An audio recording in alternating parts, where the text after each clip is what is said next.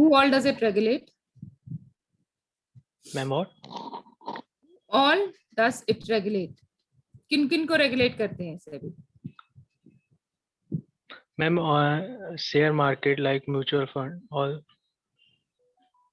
हाँ, तो थोड़ा डिटेल दीजिए, हमने इतना सब देखा है, so tell about it. Share market, stock exchanges, intermediaries, mutual funds, registrar and transfer agent, custodian. So there are many people who SEBI yes regulates. Ma'am. Okay. Yes, Rahul. What else would you tell about SEBI? Hello. We can hear you. Hello Rahul, we can hear you. आवाज आ रही है आपकी, बोलिए. Ma'am. First तो सेबी का full form ma'am SEBI also security protect and the exchange board of interest India of investor. And SEBI is the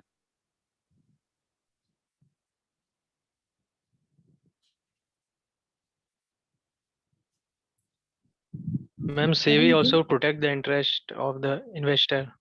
Correct. Also नहीं, वो इसीलिए फॉर्म हुई है.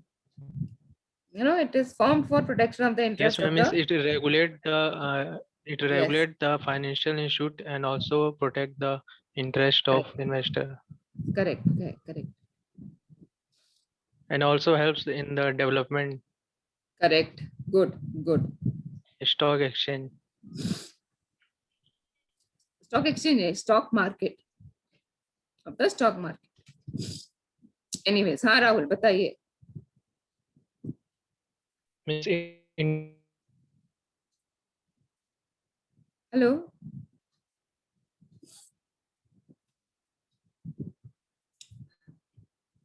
ma'am, SEBI also means they regulate the foreign exchange.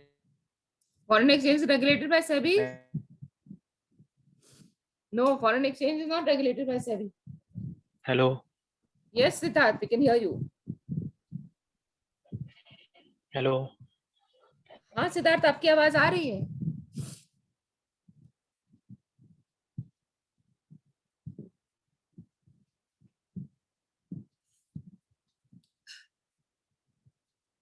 Anyways, Rahul, what Hello. else?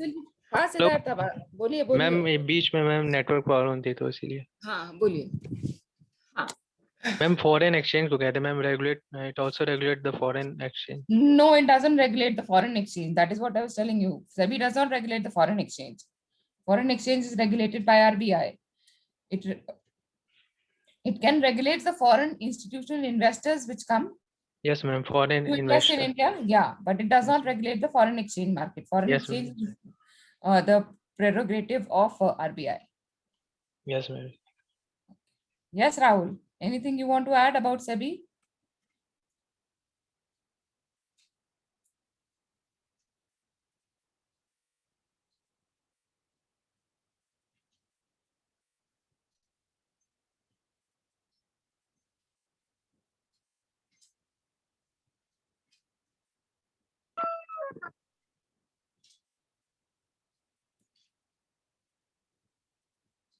Yes, Rahul. Khushbu, why don't you join in time?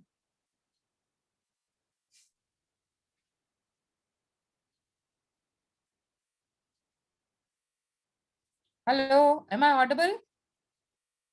Yes, ma'am. Yes, You are ma'am. audible. Why you are Hello, not ma'am. responding? Okay, Rahul, बताइए SEBI Hello. के बारे में. Yes, sir. Ma'am first of all security board exchange of India. Okay. Hello. हाँ, we can hear you. Is the regulator of money market, mutual fund, and protect customer. Ma'am customer क्या बोलते हैं उसको? Rahul, but SEBI is not the regulator of money market. Money market is regulated by RBI. It's a money market नहीं बोल रहे, capital market and ma'am capital market and mutual fund बोले. Yeah, okay. Capital market and mutual fund. Correct. And protect customer right. Okay. It works in the interest of the investor. Yes, ma'am. Good. Good. हाँ खुशबू, आप time पे क्यों नहीं join कर पाती है? खुशबू, Yes, ma'am. Good morning, ma'am. good morning. Why don't you join in time? Ma'am, due to network issue. Okay, fine. So, okay. So I just wanted to, check how you're going to answer the question because. Ma'am, may I? Yes, Arpita. Okay. So, SEBI, that stands for Security and Exchange Board of India, Mhm. is the regulator of Indian capital market. Good. And it comes under the jurisdiction of Reserve Bank of India as well as Ministry of Finance. Okay. Ministry of Finance of India, and its main aim is to protect investors' rights, and it's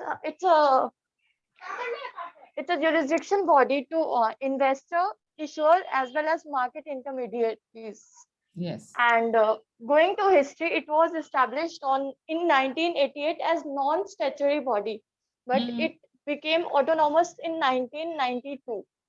Mhm. So that was about, and its main aim constitute protect investor rights and its power. When it comes to enforcement, it has power to check the balance book of investors, issuers, as well as all the market intermediaries. Correct. Correct. Okay. Fine. Good. Acha, SEBI comes under MEA, which is Ministry of Economic Affairs. Okay.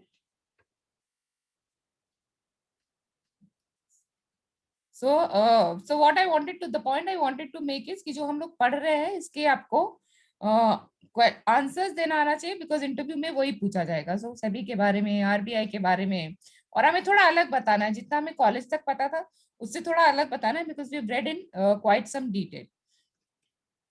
So SEBI is regulator of primary, secondary market, mutual fund, and foreign institutional investor. So this is the functions of SEBI, regulating businesses of stock exchange, registering and regulating the working of intermediaries, registering and regulating the working of collective investment schemes like mutual funds, prohibiting fraudulent activities in the security market, prohibiting insider trading, stabilizing prices, promoting investor education, inspecting and inquiries on regular basis, regulating substantial acquisition of shares and takeover, levying fees or other charges, and conducting research. So these are the entities which SEBI regulates. Regulates the market intermediaries, which can range from the brokers to the issuers, to the registrars, to the custodians. Then it sets up market regulation, corporate finance, investment management, supervision and enforcement. So this is one thing which came to SEBI only after the 1992 scam. Before that, it was just a body. Enforcement came, supervision and enforcement came after the scam. Regulation and supervision of market intermediaries in equity, bond, and derivative markets. So these are all part of capital market. Authorization, supervision of operation of exchange, clearing and settlement, organizations and depositories, listing and corporate structure, registering and regulating mutual fund portfolio managers and custodians, monitoring of marketing activities, conducting investigation and enforcement action.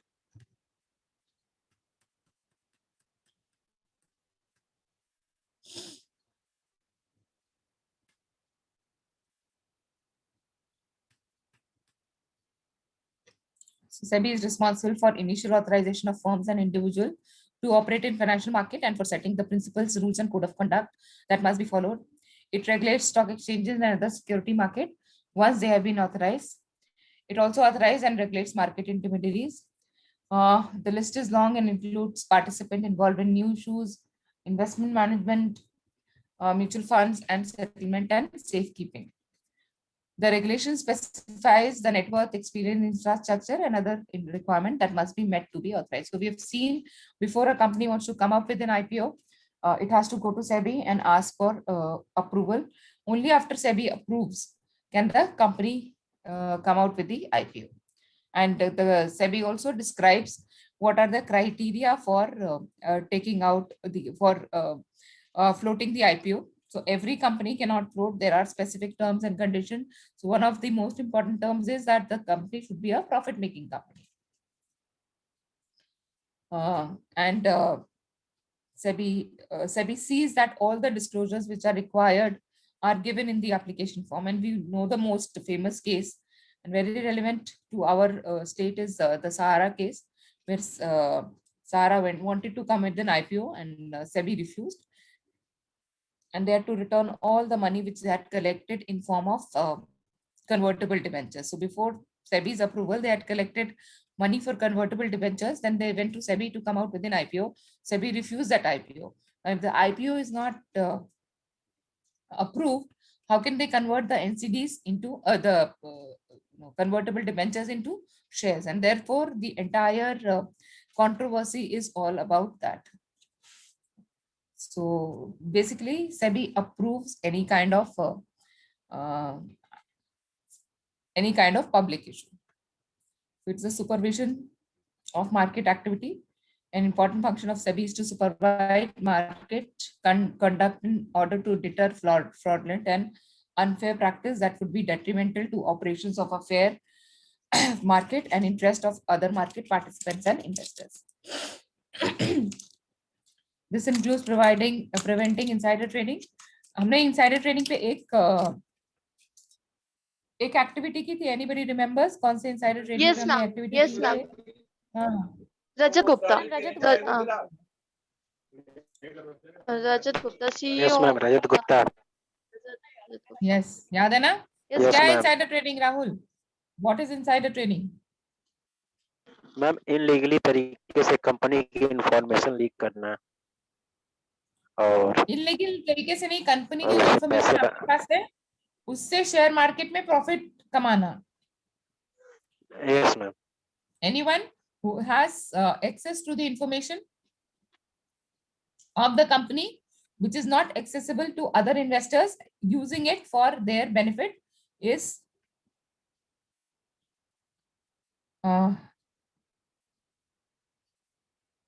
insider trading, and which is prohibited because market fair होना चाहिए. Everybody should have the same information and should access the stock market in the similar way, and therefore any information which is not available to everyone in the market being used for making profit is illegal, and this is known as insider trade.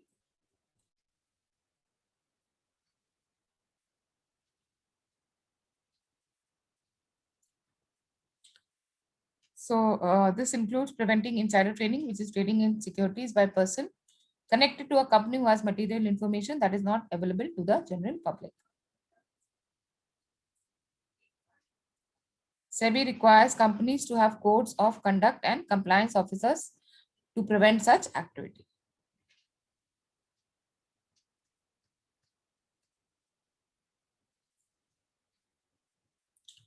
And SEBI can take enforcement action. That means in case something has not happened as per the guidelines, SEBI can take action.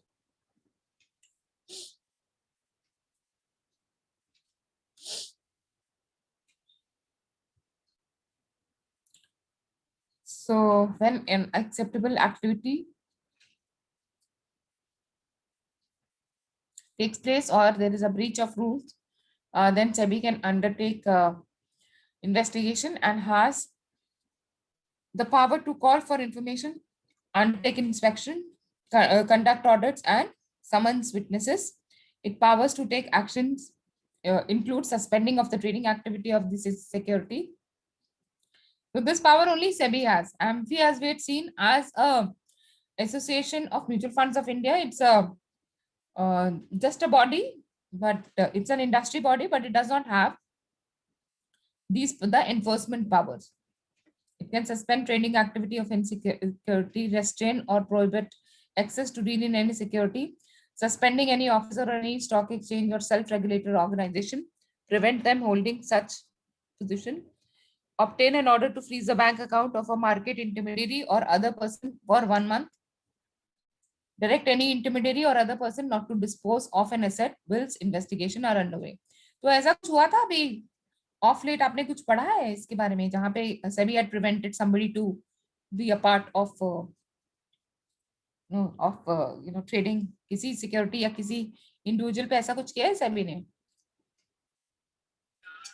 Ma'am सहारा की marketing activities को suspend किया था नहीं, सहारा तो मैंने दिया example, सहारा तो listed ही नहीं है ना, सहारा को तो IPO का ही अप्रूवल नहीं मिला। किशोर बयानी, कौन है किशोर बयानी? Yes ma'am future group. Yes, तो पेपर पढ़ा करो फ्यूचर ग्रुप के ऊपर। अभी सेबी ने कुछ रेस्ट्रिक्शंस लगाए थे because of the deal they had, I think जो रिलायंस के साथ डील हुई है उसकी वजह से, because of something Kishore Biyani was prevented from dealing in the market. So please keep updated on what is happening. Okay, तो अब हमारे पास 1 2 3 4 5 चीजें, और कितने लोग हैं? अर्पिता, खुशबू, राहुल एंड सिद्धार्थ, 4 ही लोग हैं।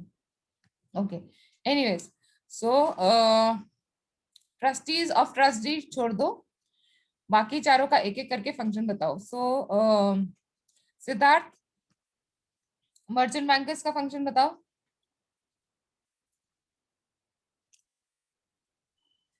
क्या मैम, क्या क्वेश्चन है? मर्चेंट बैंकर का फंक्शन, मर्चेंट बैंकर्स का रोल।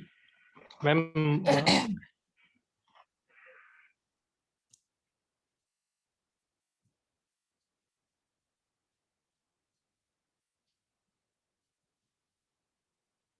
जल्दी जल्दी, इतना टाइम नहीं मिलेगा इंटरव्यू में, फटाफट बताओ।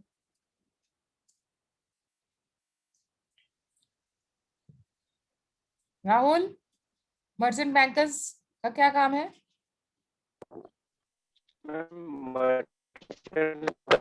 हेलो मेन काम है मतलब हेलो, मेरी आवाज आ रही है मैम?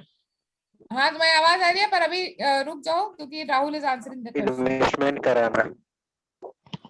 हाँ, hello yes Rahul, hello ma'am. हाँ बताओ। मैम इन्वेस्टमेंट कराना, इन्वेस्टमेंट कराना।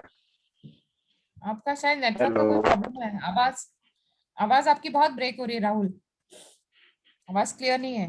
मैम मर्चेंट बैंकर्स का मेन काम होता है इन्वेस्टमेंट कराना, मनी का। खुशबू, आप बताएंगे क्लियरली क्या है मर्चेंट बैंकर्स का काम? Merchant banker is the intermediary between investors and issuers of the company. Okay, what is their function? So they are intermediary, but function क्या है उनका? They issue, hello they issue ma'am they come buy by and the sell share market. in the stock exchange. They they comes with the IPO. Ma'am Arpita, hold on. Siddharth, no, they don't buy and sell shares in the stock market, they don't do that. of the means They register security. No, ma'am merchant banker buy and sell share in the stock exchange on behalf of the No. client. no,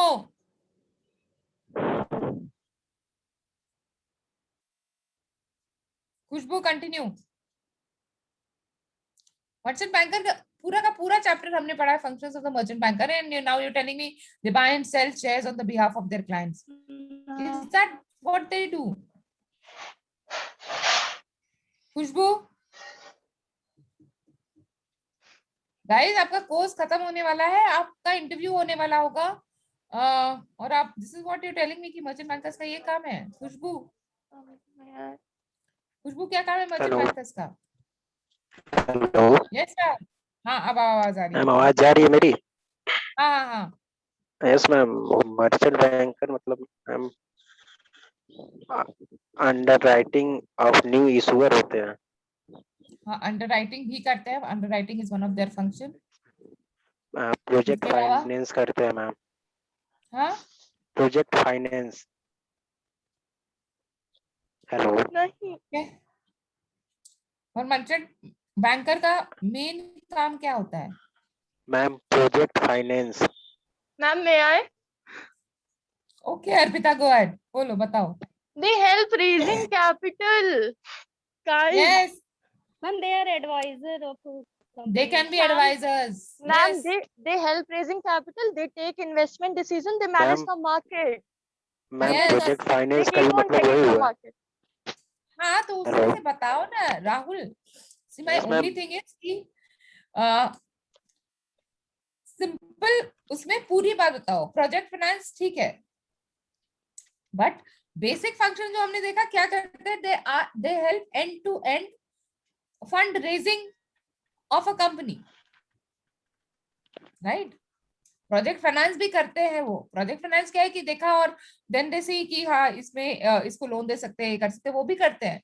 but main function क्या है, raising of money. Helping, जो उनका, जिससे वो differentiate होते हैं.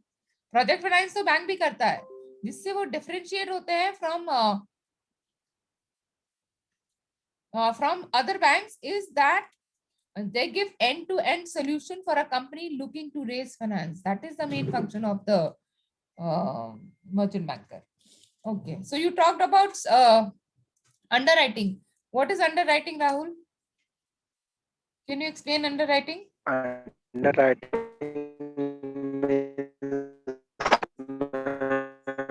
आवाज बहुत इको हो रही है राहुल आपकी. इको हो रही है बहुत आवाज आपकी. नहीं आ रही आवाज. आवाज नहीं आ रही राहुल आपकी. Let it be. Okay. Underwriting का सिंपल मतलब ये है कि जब कंपनी आईपीओ लॉन्च करती है. हेलो. हाँ करेक्ट. हाँ बताइए. अगर आईपीओ लॉन्च करती है तो मैम कंपनी जितना मनी नहीं आता उसके पास तो करती है मर्चेंट बैंक के साथ.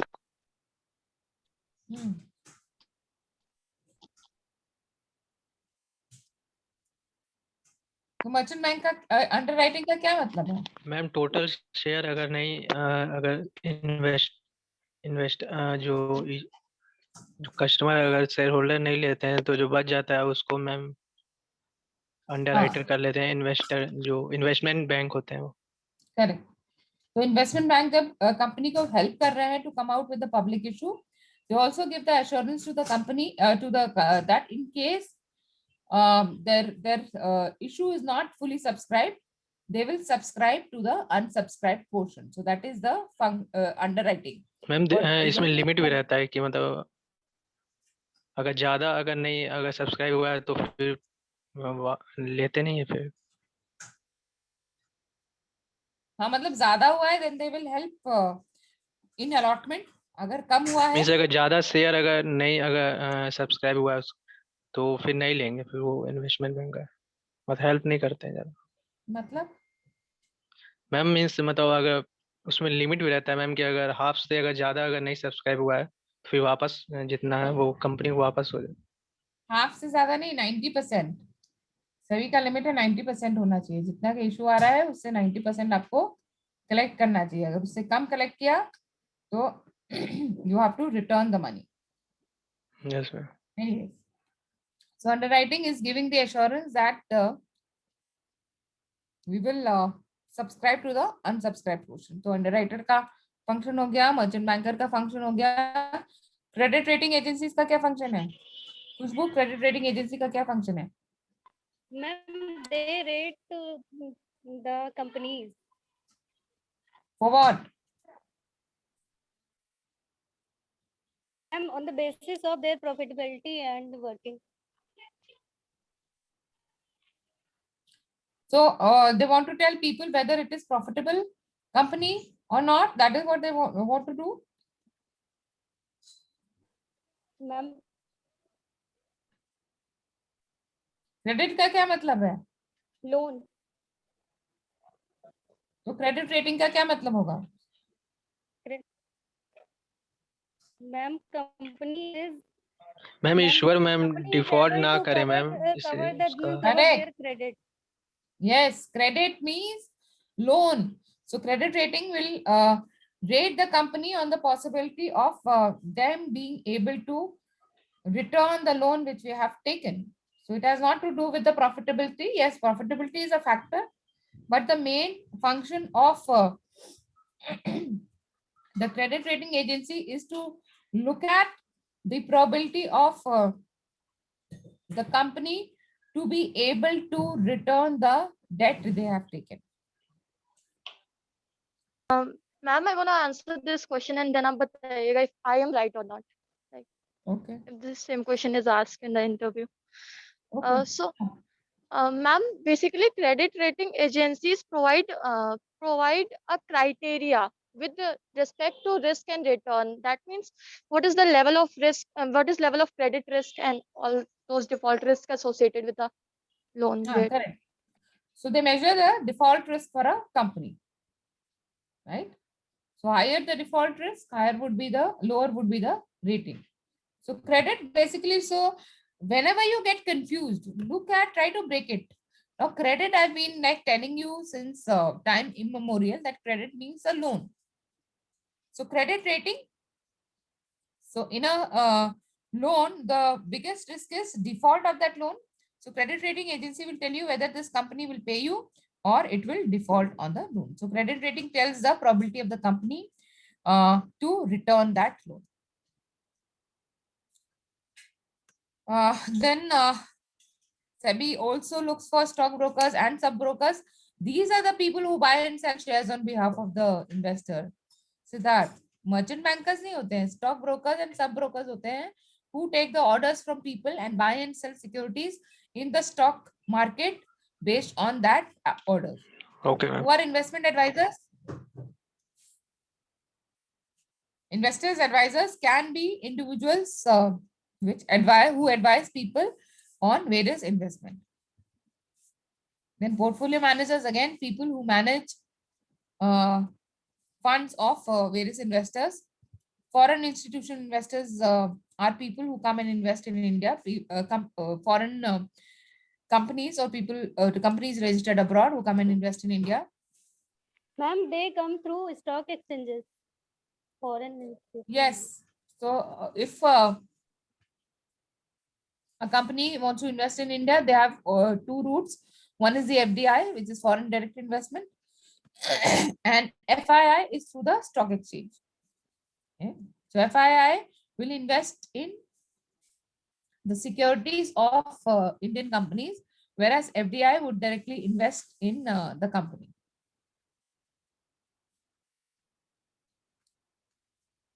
Then SEBI also regulates mutual funds or other collective investment string and venture capital schemes. What are venture capitalists? We had seen them earlier. What are venture capitalists? Yes, ma'am. Venture capital are investment made by angel investors or venture investors, we can say, and they basically invest in an idea rather than in an asset. Rahul, आपकी बहुत आवाज एको हो रही है, नहीं आ रही है. So venture capitalists basically invest in newer companies.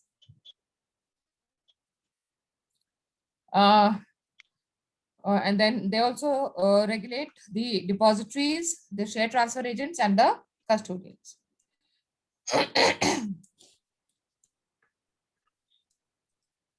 Basically, SEBI regulates all the intermediaries in the capital market space. Rahul, आपकी आवाज बहुत इको हो रही है, तो you can just mute yourself, you know. Ma'am.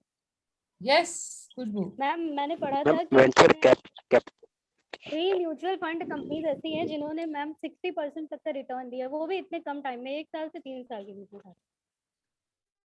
हाँ. ये कहते हैं मैम, ये हो सकता है 60%. क्यों नहीं हो सकता? क्यों नहीं हो सकता? क्यों नहीं हो सकता? You know, when I was doing my Axis Bank की ट्रेनिंग कर रही थी जब मैं उनके वेल्थ मैनेजर्स की, उनके रिलेशनशिप मैनेजर्स की, so they were telling they have customers who have generated return of 70-80%. क्योंकि अगर आपको मार्च में अगर आप सेंसेक्स देखो तो 28% पे 28,000 था, जो कि 52,000 तक ग्रो किया है. तो कितना परसेंट ग्रो किया है? ऑलमोस्ट 70-80% ग्रो किया है ना. तो पॉसिबल है, क्यों नहीं पॉसिबल है? मैम कौन से स्कीम में इतना हुआ? Ma'am UTI mid cap fund और भी दो हैं, फ्लेक्सी मिड कैप फंड। हाँ, but you have to be careful, you know, जो हम देखते आए हैं कि past performance is not an indicator of the future performance, तो वो हमें देखना है। But again the trick is the skill here is patience.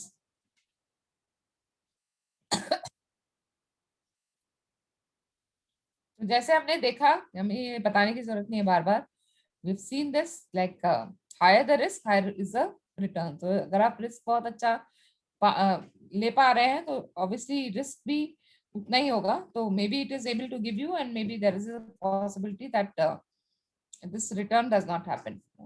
So we have to be careful about that. Anyways,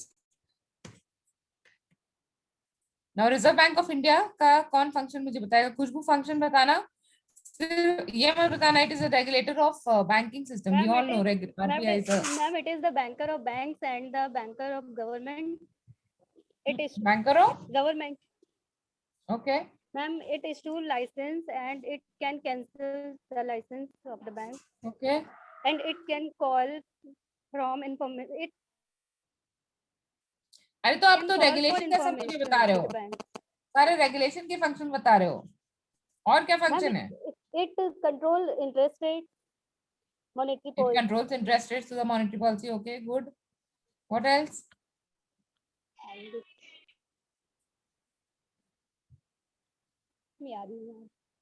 It's a regulator of foreign exchange. Ma'am, It's a representative of ma'am, it is a lender of last resort. lender of last resort. Yeah. तो ये सब चीजें आप बोलोगे तभी आप एक impression बना पाओगे कि आपने कुछ पढ़ा है, नहीं तो ये सब रेगुलेटर बैंक तो कोई फ्रेश ग्रेजुएट भी बता सकता है ना. So yes, so Reserve Bank of India is the central bank and responsible for administrating the monetary policy and supervision of financial institutions. Ma'am, liaison with international bodies, lender to the last resort. Correct. Okay, what is the issue with Devesh? Devesh को क्या उसका final हो गया क्या कहीं पे? He's not joining in, और join भी करता है तो चले जाता है. Any idea? मैम कह रहा है मैम नेटवर्क इशू रहता है. अच्छा. So as regulator and supervisor of the banking system, the Reserve Bank protects the interest of depositors, ensure a framework for orderly conduct of banking operation, and maintains overall stability. The Board for Financial Supervision oversees the Reserve Bank regulatory and supervisory responsibility. So it is a regulator of commercial banks, also financial institutions, especially financial institutions involved in taking deposit and lending out loans. So NBFCs, like so Sahara का यही contention था ना कि we are NBFC, we are under the purview of RBI, and we adhere to the norms of RBI. So SEBI should not intervene. But SEBI said no. For if you are collecting money from certain number of people, we come into picture. Anyways, so it regulates the commercial bank. RBI supervises commercial banks and foreign banks operating in India. It also regulates and supervises the payment and settlement system. It supervises financial institutions that have been set up to provide medium or long-term finance to different sectors of the economy, such as export, rural housing, and small industries. It also supervises other financial institutions such as rural cooperative banks and urban cooperative banks that were set up to provide credit to rural and non-urban areas. Its remit also extends to non-banking finance company. These are companies engaged in business of lending, leasing and hire purchase, investment in shares and security, chit funds, acceptance of deposit. Deposit information comes under its purview. Microfinance institutions have also now come under its purview. It supervises credit information companies that provide credit rating to individuals. So RBI also regulates certain financial market, namely the money market, the government security market, and the foreign exchange market. It also allows banks and firms who want to act as primary dealers. Primary dealers means exchanging foreign exchange, buying and selling foreign exchange. They play an active role in government securities market by underwriting and bidding for new issues and acting as market maker for these securities. So, RBI performs the function of the merchant bank for the government as well.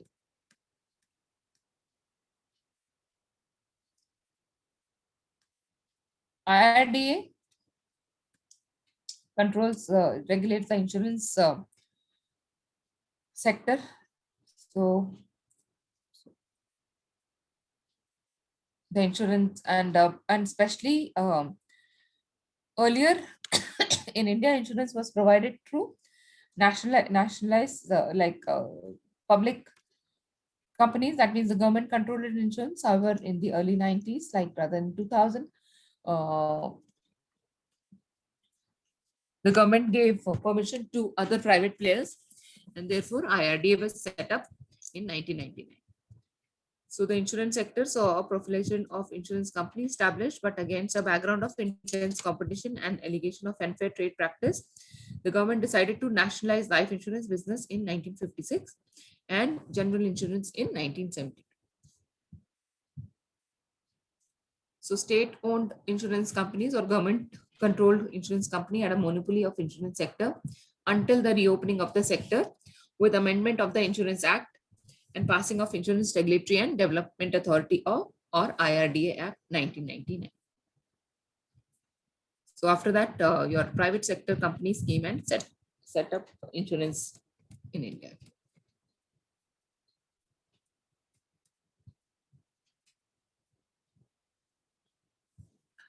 So IRDA was established as an independent statutory body to regulate the development of insurance industry and key objective of promotion of competition so as to enhance customer satisfaction through increased consumer choice and lower premiums while ensuring the financial security of insurance market. The role is set out in the IRDA Act 1999, which lays down its duty, powers, and functions and gives its duty to regulate, promote, and ensure orderly growth of insurance business and reinsurance business. Also on the anvil is a proposal of treat health insurance as a distinct sector in addition to life and general. Currently, it's clubbed with general insurance. So I'm sure probably it's the right time that health insurance is seen in separately. And yes, Khushbu, the excess fund you were talking about, I saw, and the primary investment would be in the health and wellness sector. So the fund you were talking about the other day.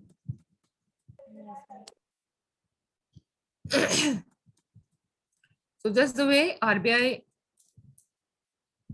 authorizes various entities to set up a bank, IRDA authorizes insurance industry participants.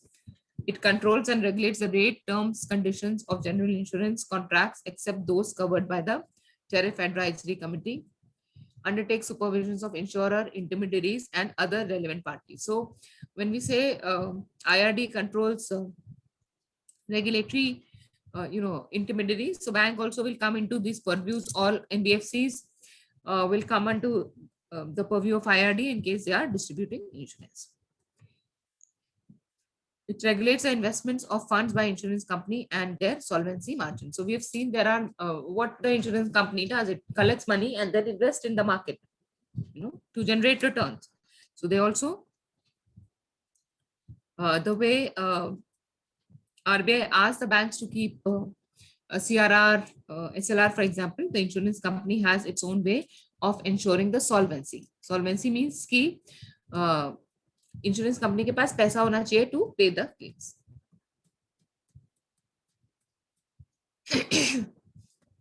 So protecting of interest of the policyholder or the investor is the main aim of any regulator. SEBI has the same role in the capital market. RBI has the same role in banking. And similarly, IRDA has a role of protecting the interest of policy holders in matter concerning assigning a policy, nomination by policy holder, insurable interest, settlement of insurance claim, surrender value of policy, and other terms and conditions. Then specifying the requisite qualification, code of conduct, and practical training for insurance intermediaries and agents, and specifying the code of conduct for surveyor and loss assessor. So the way we had seen for distributing mutual fund, you have to be certified. Similarly, for even for distributing insurance, there is a certificate.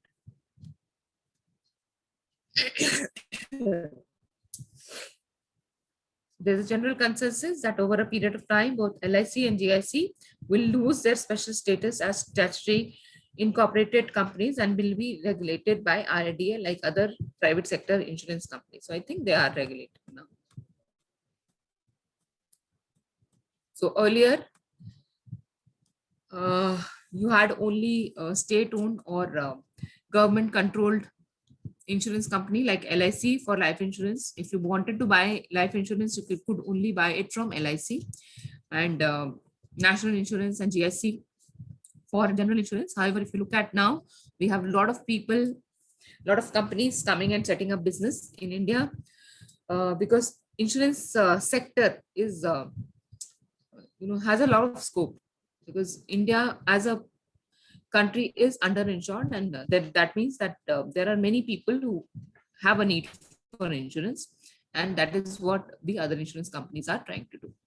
So nationalization brought into existence the Life Insurance Corporation of India, which absorbed both Indian and non-Indian insurance, and which had a monopoly on life insurance business until 1990. So in general insurance,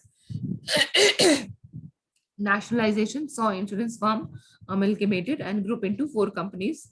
So National Insurance Company, General India Insurance Company, Oriental Insurance Company, and United India Insurance Company. Now we also have the PFRDA, or Pension Fund Regulatory and Development Authority. So the PFRDA was established in 2003 and mandate from the government for development and regulation of pension sector in India.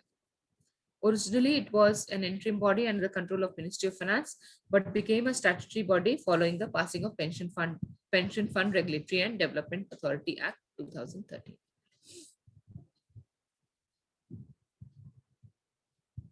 So mandate of PFRDA is the development of regulation of the pension sector in India. So what does it control? It controls the NPS trust. So if you look at NPS, comparatively, it is a newer product.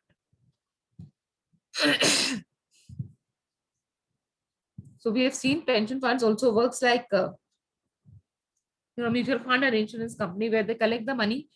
Now this money has to be invested, and if the money is invested, it has to be regulated as well. So PFRDA takes care of that regulation.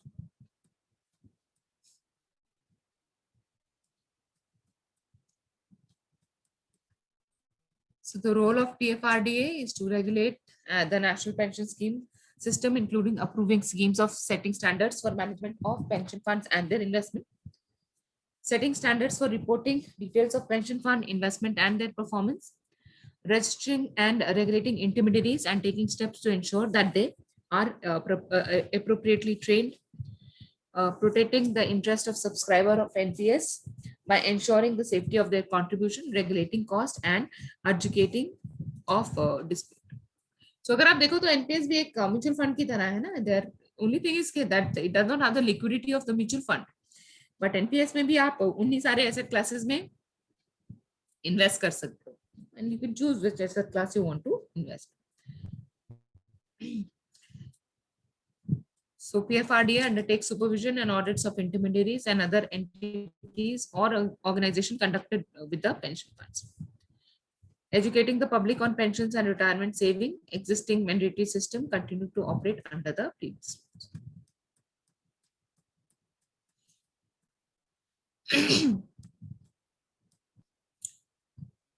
So as the name suggests, as the name says, it is for providing for pension. So earlier, if you know, a lot of people would have spoken about this as well. Earlier, most of the jobs had a pension, and especially government jobs.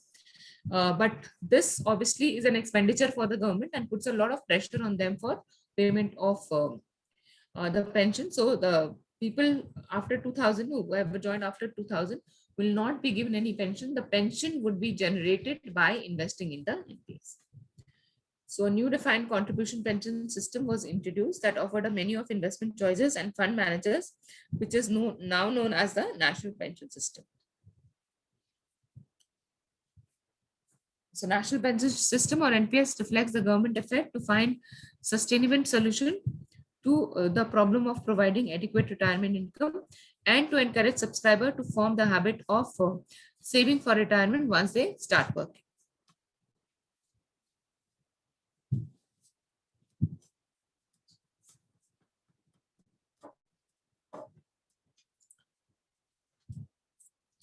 So the design of NPS allows subscriber to maintain a single pension account throughout their working life.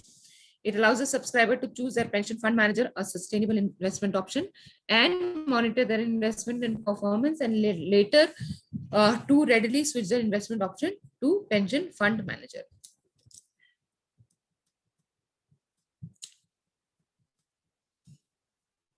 So it was as a first step introduced towards the reforms. The government made NPS mandatory for new recruits except the armed forces from 2004. Oh, so it was not 2000, it was 2004. From 2004 onwards, people will not get pension. So this is the way for the government to provide pensions to the workforce. So in 2009, it became available on a voluntary basis to include everyone, self-employed professional and unorganized sector. So even if you don't have a job, but you still have some money to prepare, you can plan for your retirement. Okay, now what does Forward Market Commission control or regulate? Anyone? Foreign exchange market. No. Ma'am international trade. No. Forward का क्या मतलब है? Forward contracts इसमें देखे थे आपने? Ma'am derivative. हाँ, और डेरिवेटिव्स किसके? commodities. Forward Market Commission regulates the commodity market. So Forward Market Commission or FMC is a regulatory authority for commodity future market.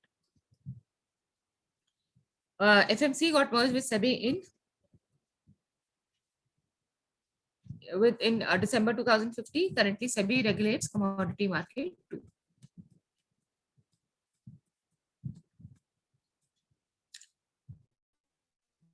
So it's a chief regulator of forward and futures markets in India. Headquartered in Mumbai, comes under the Ministry of Consumer Affairs, Food and Public Distribution. Legal body set up under Forward Contracts Act. Commission should consist of minimum 2 and maximum 4 members. Chairman of FMC is nominated by central government. So this is just information. So like these stock exchanges, you also have the commodity exchange. So at present, 5 national exchange regulate forward trading in 113 commodities. So you have the National Commodity and Derivative Exchange, National Multi-Commodity Exchange, Multi-Commodity Exchange, Indian Commodity Exchange, ACE Derivatives and Commodity Exchange. So basically it regulates the commodity market. Besides, there are 16 commodity specific exchanges recognized for regulating trade in various commodities approved by FMC under the Forward Contract Regulation Act.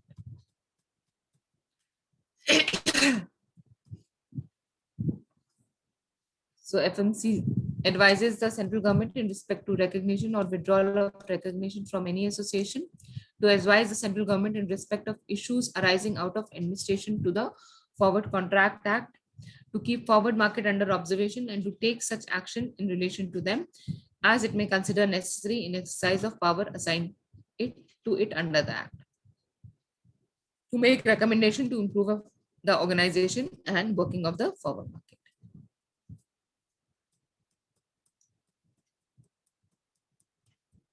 So like SEBI and RBI have the powers to inspect accounts and other documents. Similarly, FMC also has this power.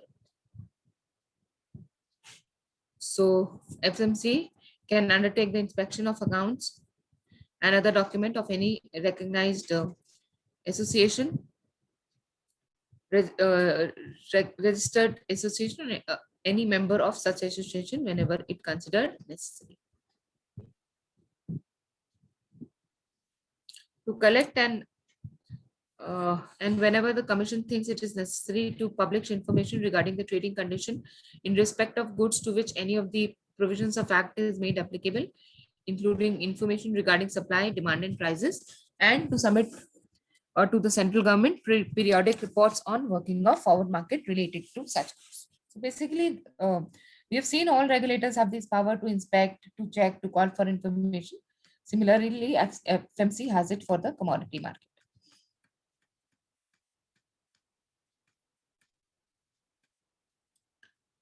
So FMC has the four powers to deem civil court for summoning and enforcing the attendance of any person and examining him on oath, requiring the discovery and production of any document, evidencing, receiving evidences on affidavits, requestioning any public record from any office. So we had seen this earlier. So commodities can be agriculture product, it can be precious metal, it can also be oil and gases.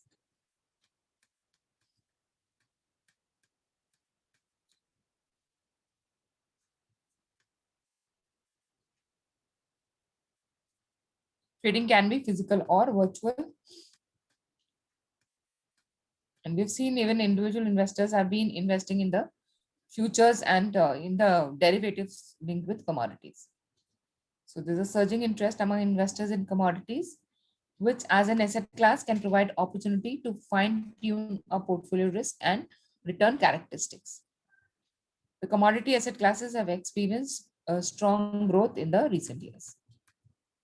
And also there's no correlation to financial assets.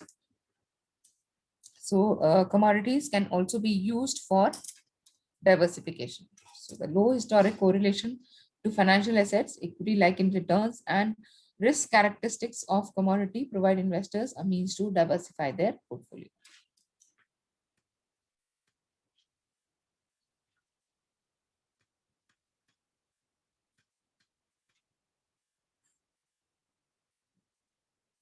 So we've seen the commodities are traded in derivatives, so commodity futures.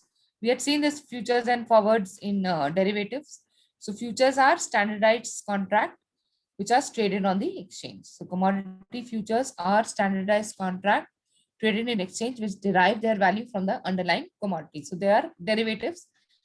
Derivatives derive their value from an underlying or from a different asset. So for example, gold future would derive its value from gold. US wheat would derive its value from the price of the wheat.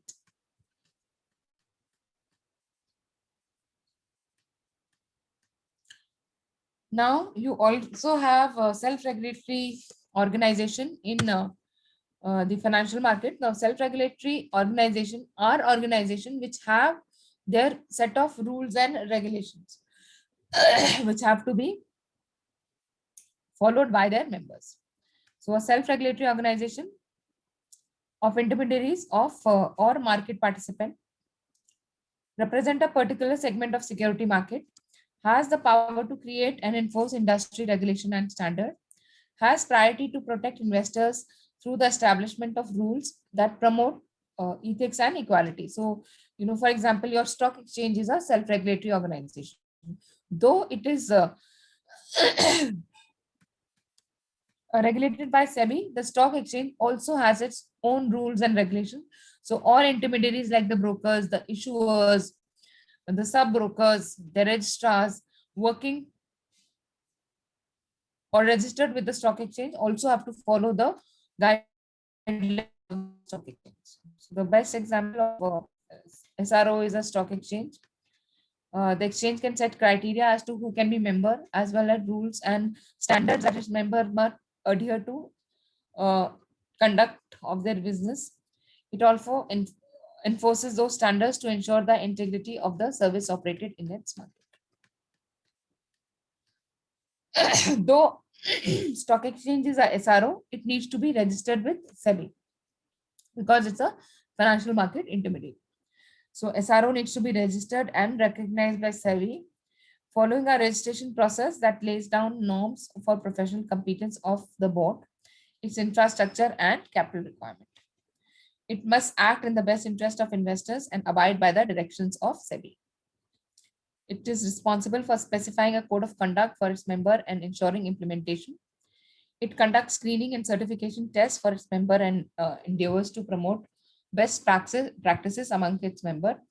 It can conduct inspection and audits of its members and is obliged to report any violation or non-compliance of any of its members to SEBI. So, इसीलिए we say that the stock market is highly regulated. At one end you have SEBI who gives various guidelines. Also, you have to register on the stock exchange, and stock exchange will have their own guidelines, which every member has to follow.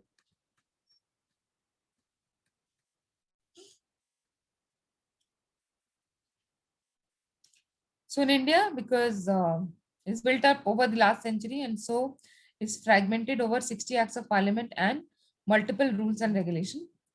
So this has led to gaps in regulatory coverage, overlaps between regulatory agencies, inconsistency, and regulatory arbitrage as firms shop around to find the most lenient regulator. As a country and the financial system has grown in size and sophistication, there's increasing need for present system to be overhauled. So the Financial Sector Legislative Reforms Commission has drafted legislative reforms for an Indian financial code designed to address this problem.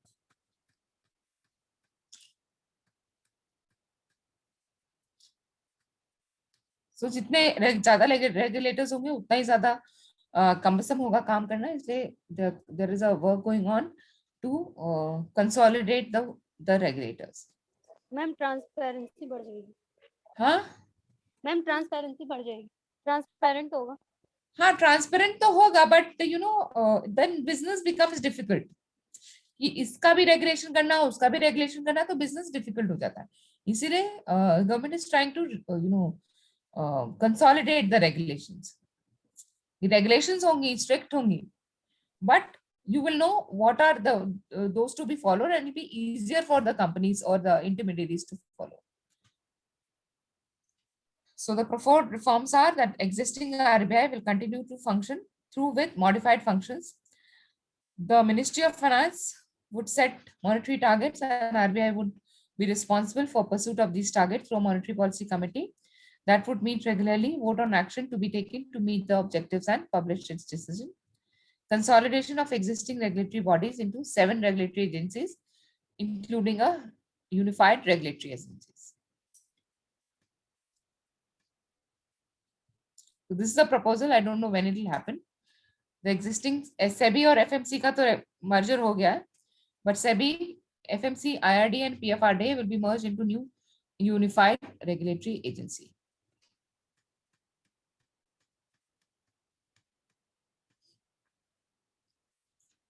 So creation of new public debt management agency, which is currently under the purview of RBI. Creation of a financial redress agency where consumers can bring complaints against financial firms. The existing Deposit Insurance and Credit Guarantee Corporation of India will be subsumed into Resolution Corporation, which will work across the financial system.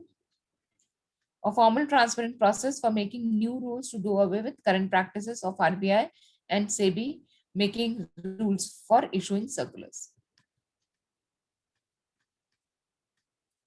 So अभी जो भी अगर bank को कुछ बताना होता है तो SEBI issue circulars. Probably they are looking at some different way of doing it.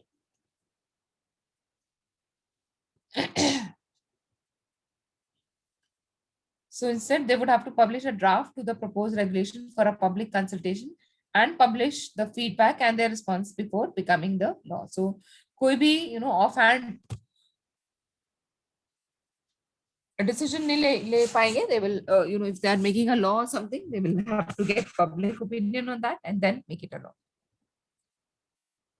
Regulated firms would be able to challenge these regulations as they feel they go against the objectives set out in the Code of Financial Sector Appellate Tribunal.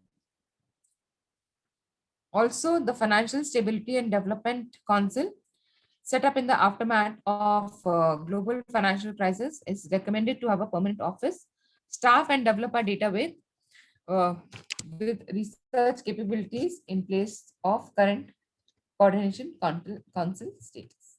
So these are some reforms. They will happen when they have to happen. So basically, it is uh,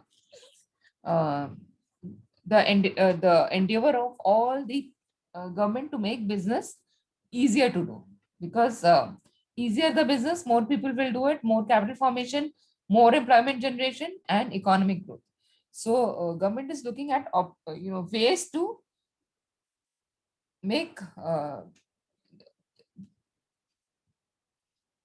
doing business easy. So you would have seen a lot of time there is also ranking in countries in the ease of doing business, and India as of now does not feature into top position. So India is again a developing country, so it's looking at ways and options of increasing the ease of doing business. So it is proposed that systemically important financial institution would also come under the purview of FSDC. The scope of code is expansive but provides a sound approach for streamlining the financial regulatory system. The changes are essential for India's economy. A robust system ensures that funds move in a cost-effective way from those who have saving to those who have productive use of them. So that is the function of financial markets we have seen. So financial markets or the financial system tries to bring in the people who are in deficit with the people who are in surplus. So people invest because they want to get good returns. On the other hand, the people who are in deficit wants money for setting up a business or expansion. So as regards implementation, the approach of government is to commence implementation of the low hanging fruit, that is on those aspects not involving curtailment or consolidation to the existing institutional mechanism.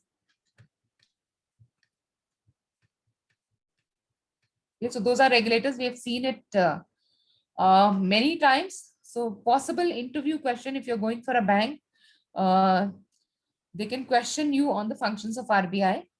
So we have to tell more than just RBI is a regulator of the bank.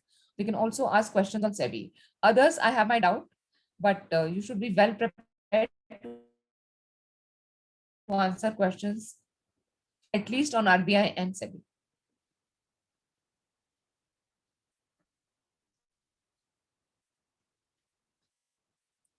So we have seen investment advisors also come under the purview of SEBI.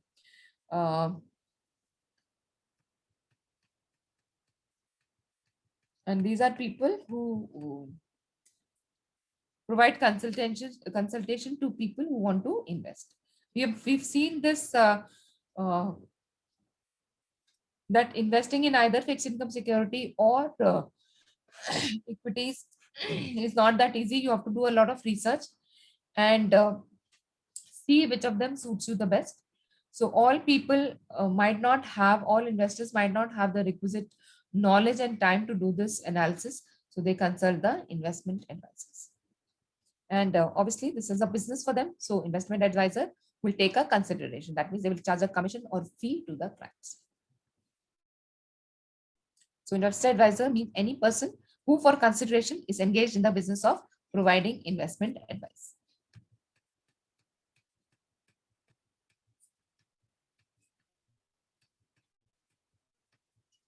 So to understand the remit of regulation, we need to look at what constitute an investment advisor, investment advice and consideration. So an investment advisor is a company, partnership or individual who is engaged in business of providing investment advice for a consideration. The regulation specifically excludes any advice given through a newspaper or magazine or through any electronic broadcasting or telecom medium. There are also exemptions from requirement for registration for certain specified group. So investment advisors also have to be registered. So investment advice refers to advice given in relation to securities or investment products, whether written, oral, or any other means. It covers investing in purchasing, selling, or otherwise dealing in securities or investment products, advice on investment portfolio containing securities or investment products, financial planning, analysis of client current financial situation, financial goal, and recommending financial strategies to realize such goals. So we have seen this. So your role can be just that of a advisor. You can be a portfolio manager. You can also be a wealth manager. So investment advice has a lot of scope. So जिन लोग को मतलब simple bank में counter पे बैठ के selling नहीं करनी है, they can look at becoming investment advisors.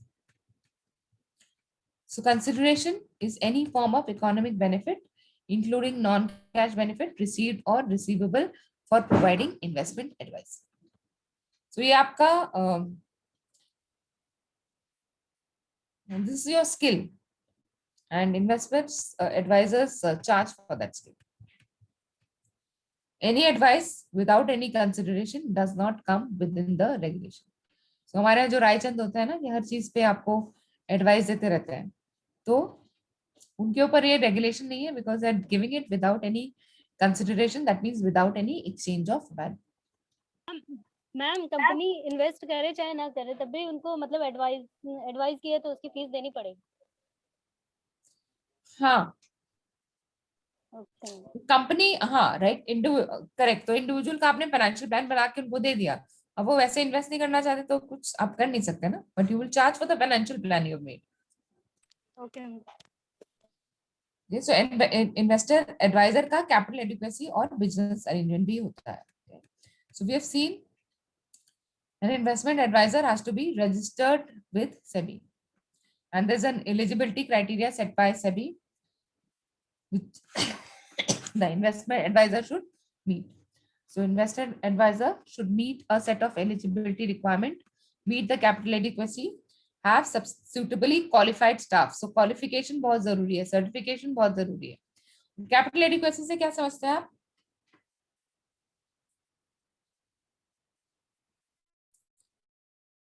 Capital adequacy का क्या मतलब हुआ? ये हमने बैंक के रिलेशन में भी देखा था कि RBI insist that bank have a certain capital adequacy.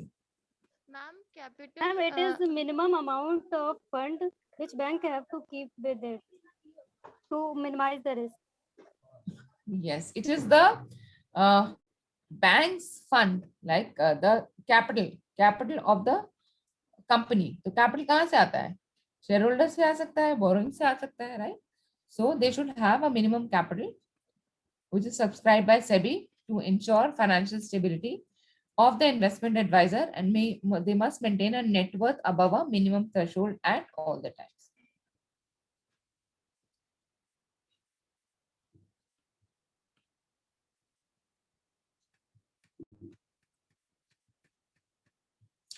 So if you are a corporate body, minimum net worth is 25 million.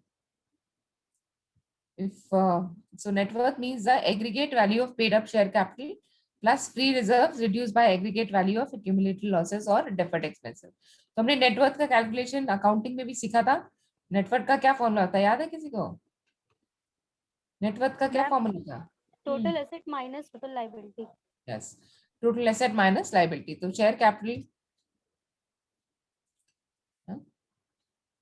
so it also excludes any capital adequacy requirement that has to be met for other service offered by the company.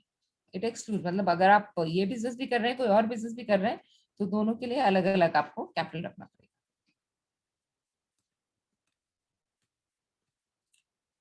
Now if it is a partnership, then it is 0.1 million. So these are partnerships.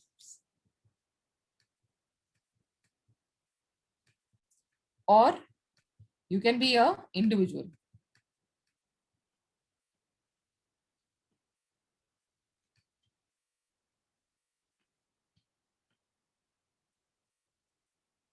मुझे ये कुछ गड़बड़ लग रहा है actually. This should be 1 million, this should be 0.1 million. Individual should be lesser than.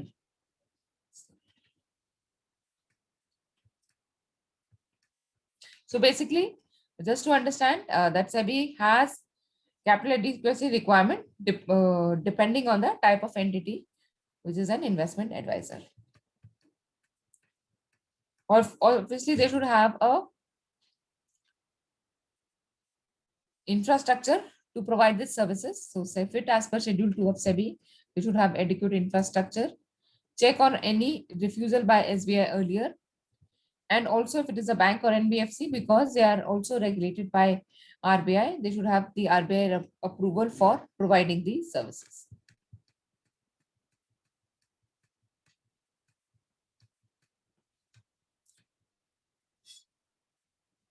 So SEBI will check if the individual is a foreign national, previous disciplinary history, check if the entity is outside India. So verification would be done before giving the registration.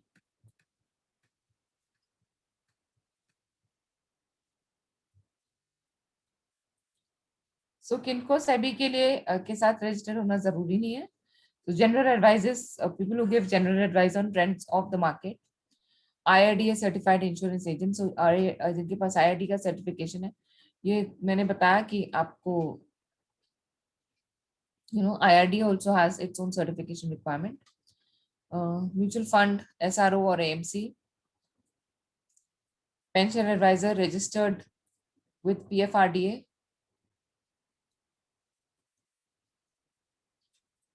Lawyers and accountant incidental to their positions. Stockbrokers, portfolio managers, merchant bankers, because they are already registered with SEBI. Advice to exclusively to person outside India except for NRI, PIO, etc. Fund manager or a mutual fund or alternate investment fund or intermediary already registered with SEBI. Any representative and partner of an investment advisor registered under these regulations. So basically people have to be registered with SEBI to provide the investment advice.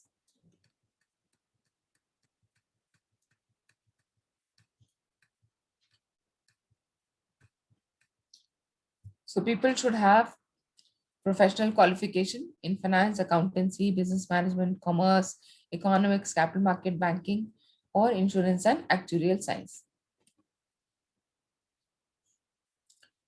Or a graduate in any discipline with an experience of at least 5 years in the relevant activities or relevant certification. So based on this, we'll submit the forms to SEBI to assess basics, eligibility and capital.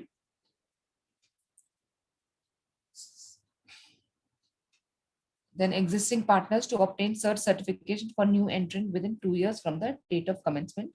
New application, SEBI grant certificate of registration after checks, grant license for 5 years, both that renewal process follows after the term. So basically SEBI has to provide the registration for that.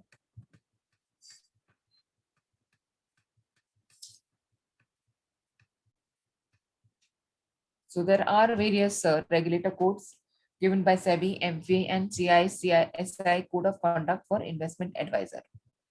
In today's market, the public has little trust in advisors, bankers and other members of the financial service. Now, ऐसा क्यों हुआ होगा? Why people will not have trust? Because a lot of mis-selling has happened in the past. So इसलिए the bankers have to build that trust with them.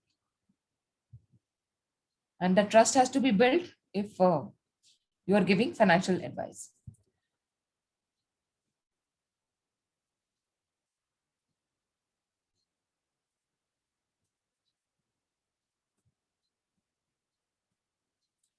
So rebuilding the trust is seen as essential in the financial service industry is to effectively aid people in finding suitable and appropriate investment solution. तो ये मैं आपको day 1 से शायद बताती आ रही हूँ, and we have seen it in advice in choosing the right kind of product for the customer or in financial planning. You have to sell various financial product not based on the financial product but on the suitability to the customers. This is the code of conduct for investment advisor. कुछ समझाने की चीज नहीं है, कहीं पे कुछ होगा तो I will talk about it, but otherwise basically the SEBI objective is to take care of the interest of the investors, and the code of conduct for investment advisor will also take care of that. So the investment advisor have to display honesty and fairness and invest, क्योंकि आप किसी दूसरे का पैसा handle कर रहे हो ना. So an investment advisor shall act honestly, fairly, and in best interest of its clients and in the integrity of the market. You need to be diligent. An investor advisor should act with due skill, care, and diligence in the best interest of its client, and shall ensure that its advice is offered after thorough analysis and taking into account available alternatives. So you can check it with your financial plan, also financial planning process. So before advising the customer, we need to understand the risk, the goal, the condition of the customer. The investor advisor shall have an employee effectively appropriate resources and procedures which are needed for efficient performance of its business activity. So he should have the capabilities to do this. Information about the client has to be kept confidential. So an investment advisor also he needs to get all the information but has to keep it confidential. So an investment advisor shall seek from its client information about their financial situation, investment experience, and investment objective relevant to the service to be provided, and maintain confidentiality of such information. An investment advisor shall make adequate disclosure of relevant material information while dealing with its clients. Information to the clients, so disclosure or where the investment has been done, or disclosure of the material fact should happen to the client. So investment advisor shall make adequate disclosures of relevant material information while dealing with its clients. The charges should be fair and reasonable. So investment advisor advising a client may charge fees subject to any ceiling as may be specified by the board, if any. The investment advisor shall ensure that fees charged to the clients are fair and reasonable. If there is a conflict of interest, then the customer's interest have to be kept first. So an investment advisor advising a client may charge fees subject to any ceiling. An investment advisor shall try to avoid conflicts of interest as far as possible, and when they cannot be avoided, it shall ensure that appropriate disclosures are made to the client and the clients are fairly treated. Compliance is a mandate for any kind of financial service. Compliance basically means to follow all the guidelines, rules, and regulations. So investment advisor, including its representative, shall comply with all regulatory requirement applicable to conduct of its business activities so as to promote the best interest of the clients and integrity of the market. And it's a responsibility of the senior management of a corporate which is registered as investment advisor shall bear prime responsibility for ensuring the maintenance of appropriate standard of conduct and adherence to proper procedure of the corporate body. So AMFI also has similar code of conduct. So we had seen AMFI has two set of guidelines. One is for the mutual fund and the other is for the intermediaries. So this is AMFI Code of Ethics, or acronymed as ACE, ACE, AMFI Code of Ethics. So it also talks about integrity, due diligence, disclosure, professional selling practices, investment practices, operations, reporting practices, unfair competition, observance, enforcement. So similar guidelines. Also, because we are dealing in financial market, we have to be careful about money laundering and financial crime. So as a leader among the emerging economies in Asia with a strongly growing economy and demography, India faces a range of money laundering and terrorist financing risks. So ये terrorist financing risk भी बहुत high है. So these are steps of financial money laundering. So first step of money laundering is placement. Placement is the opportunity which people try to place their money in a financial institution. So यहाँ पे ही सबसे ज़्यादा आप money laundering को पकड़ सकते हो. This is the first step. Then is layering. Layering is, trying to complicate the transaction or doing multiple transactions so that nobody can make out the detail about the transaction. That's layering. Concealing. Layering क्या होता है? Conceal करना, right? And then final integration. Integration मतलब this money is merged with any legal money. Now after integration, there's no way to find out. So ideally, we should try to stop money laundering at the placement stage itself, the stage when the launderer tries to introduce this money into the system.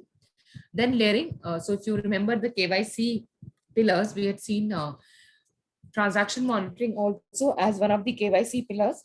So layering can be prevented by, or money laundering can be identified through layering by your continuous transaction monitoring. However, if it is integrated, you will not be able to know the means of money. So money laundering starts with collection of dirty money. It can be by extortion, it can be by tax evasion. Then placement. So trying to place it in a financial institution. It can be bank, it can be NBFC, it can be any other financial intermediary.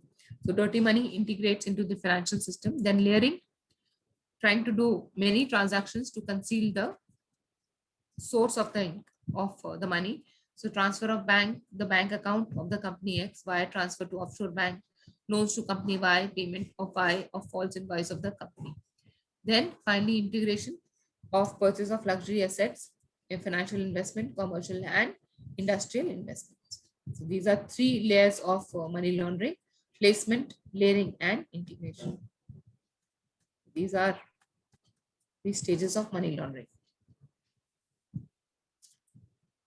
So criminal earns 1 million of cash from arms trafficking in US. Placement, cash smuggled across border, deposited in bank account. Money wired to account owned by anonymous shell companies. Anonymous shell companies buy real estate in US for criminals. So it is integrated. Now there is no way to find out where the money came from. So for prevention of money laundering, we have various institutions. The first is a Financial Action Task Force, or FATF. Is an integrated international agency for examining money laundering techniques and trends, reviewing existing initiative and producing recommendation to combat money laundering. So in India also we try to control money laundering by various initiative by RBI, SEBI and IRDA, and we have separate PMLA rules to control money laundering. So I think we'll take a break here and get back at 11:45. Okay, so I can understand there's a little drab because information है इसमें से काफी कुछ हम पहले देख चुके हैं, concepts नहीं है, but for us it is important to know at least money laundering also, because money laundering is something which we have to prevent. Okay, so we break now and we join back at 11:45. Okay, ma'am. Okay. Okay.